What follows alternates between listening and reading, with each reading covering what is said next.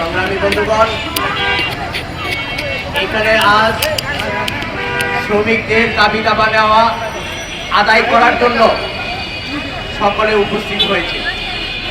সংগ্রামী শ্রমিক ও ভাই ও বোনেরা, আপনারা কি জানেন এই রাষ্ট্রটা গঠন হয়েছে একমাত্র আপনাদের শ্রমের হিসাব করার জন্য?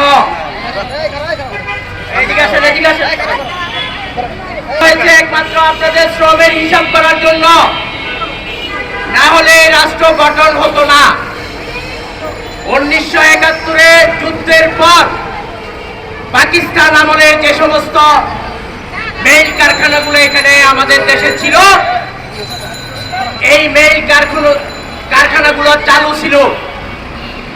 বাংলাদেশের রাষ্ট্রের বিভিন্ন নেতারা, রাজনৈতিক দলের নেতারা এই রাষ্ট্রের ক্ষমতা নিয়ে পুরনো যে সমস্ত কারখানা ছিল সকল কারখানাকে তারা বিক্রি করে লুটপাট করে খেয়ে ফেলছে। এখানে লক্ষ লক্ষ শ্রমিক ছাঁটাই হয়েছে, অনাহারে মৃত্যুবরণ করেছে। এইবার এই কারখানা শেষ করার পরে নতুন পুঁজিবাজারে পুঁজির বিকাশের কারণে বাংলাদেশে নতুন নতুন শিল্প কারখানা গড়ে উঠেছে, গার্মেন্টস সেক্টর। এই সেক্টরে যে সমস্ত মালিক এখন আছে সবগুলো হলো আওয়ামী লীগের তৈরি করা মালিক।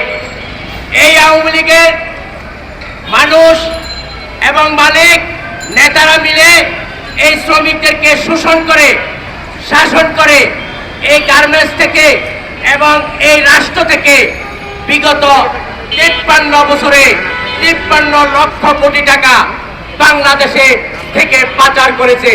সকল টাকা শ্রমিকদের, এই দেশের কোনো ধনীদের টাকা নয়। তাই আমি বলতে চাই, যে সমস্ত কারখানা এখন বন্ধ আছে অন্তর্বর্তীকালীন সরকার এগুলোকে খুলে দিতে হবে। শ্রমিকদের যে সমস্ত দাবি আছে এগুলা সম্পূর্ণ পূরণ করতে হবে এবং যে কারখানা অর্থ দিতে ব্যর্থ হবে, বেতন দিতে ব্যর্থ হবে, অর্থ বিভাগ এটা পরিশোধ করতে হবে এবং কোনো শ্রমিক যাতে বিনা কারণে ছাঁটাই না হয়। এখন এই ফ্যাশন নিট অতি দ্রুতভাবে খুলে দিতে হবে। এই সমস্ত অনেকগুলা শ্রমিকদের দাবি আছে, এই দাবিগুলো যদি আপনারা পূরণ না করেন কোন রাজনৈতিক দল আগামীতে নির্বাচনের কথা বলবেন না।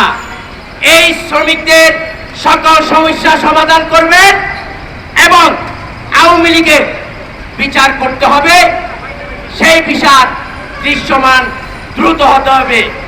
এই কয়েকটা দাবি আপনারা যদি অন্তর্বর্তীকালীন সরকার না করেন, এই বাংলাদেশের সকল শ্রমিক একসাথে হয়ে কোন রাজনৈতিক দলকে এই রাষ্ট্র ব্যবস্থা ক্ষমতা দিবে না। আমরা সবাইকে, শ্রমিকদেরকে বলতে চাই, আপনাদের যে সমস্ত দাবি আছে এগুলো আদায় ছাড়া নির্বাচনে যাবেন না, নির্বাচন হতে দেওয়া যাবে না। আজকে এই প্রোগ্রামে সকল শ্রমিকের যেই দাবি আছে শ্রম মন্ত্রণালয় এটা পূরণ করতে হবে, দিতে হবে। সকলকে ধন্যবাদ।